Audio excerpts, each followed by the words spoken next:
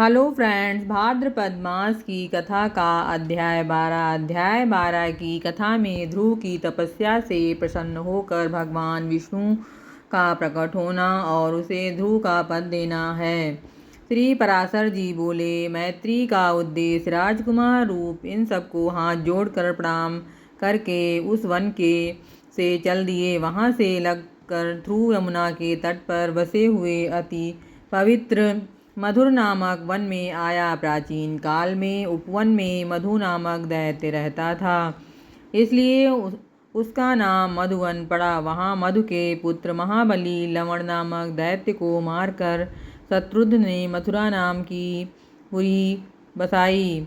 इस मधुवन में देव प्रभु श्री हरि विष्णु जी की सहमति रहती है। इसी मधुवन में ध्वनि तपस्या की मारी जी आदि मुनियों ने इस प्रकार को उद्देश्य दिया था। नामक बालक को ने ठीक उसी प्रकार अपने हृदय में बसे हुए विराजमान प्रभु श्री हरि विष्णु जी का सच्चे मन से मन करता बस या आरंभ कर दी। बालक डूबा के इस तरह सच्चे मन से कहा कि तपस्या करते देख प्रभु श्री हरि विष्णु जी प्रसन्न होकर उनके हृदय में प्रभु प्रकट हुए। हेमनाथ जी, योगी ध्रुव के हृदय में प्रभु श्री हरि विष्णु जी के स्थित हो जाने के कारण स्वरूपों को धारण करने वाले पृथ्वी के भार को सहन न कर सके। उसके पाए चरण पर खड़े होने से पृथ्वी का बायां भाग रुक जाता है, फिर दाएं चरण पर खड़े होने से पृथ्वी का दायां भाग जाता है।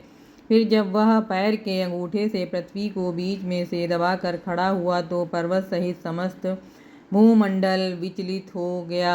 उस समय नदी तथा समुद्र महासागर बुद्ध खो गए तथा उनके दुख से देवताओं में बड़ी हलचल मची है।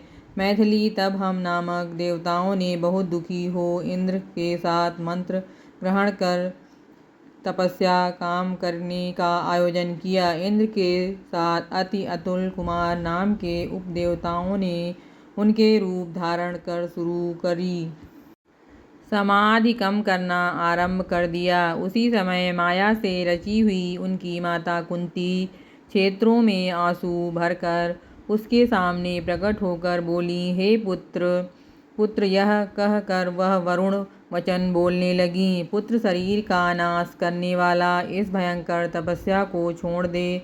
चित्र में बहुत काम ना हो द्वारा मुझे पाया है। अरे पुत्र, 2 साल के कटु वचनों को सुनकर अपने माता को अकेले किसके सहारे छोड़कर आया है। यह कुदरत, मुझे तो सिर्फ एक तेरा ही सहारा है। पुत्र, कहाँ तू 5 वर्ष का नादान बालक और कहाँ तेरा या अति कठिन था और एक भयंकर डरावना वन। इस निर्मल अपना मन मोर ले के पुत्र तू अभी नादान बालक है।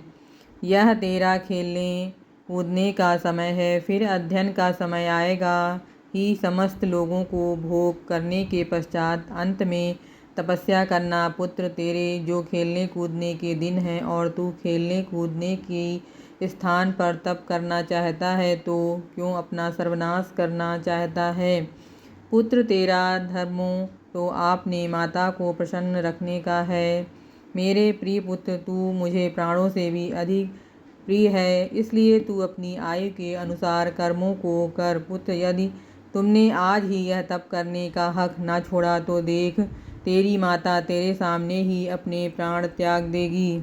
भाद्रपद मास की कथा का अध्याय 12 समाप्त। आगे की कथा अगले अध्याय में आएगी।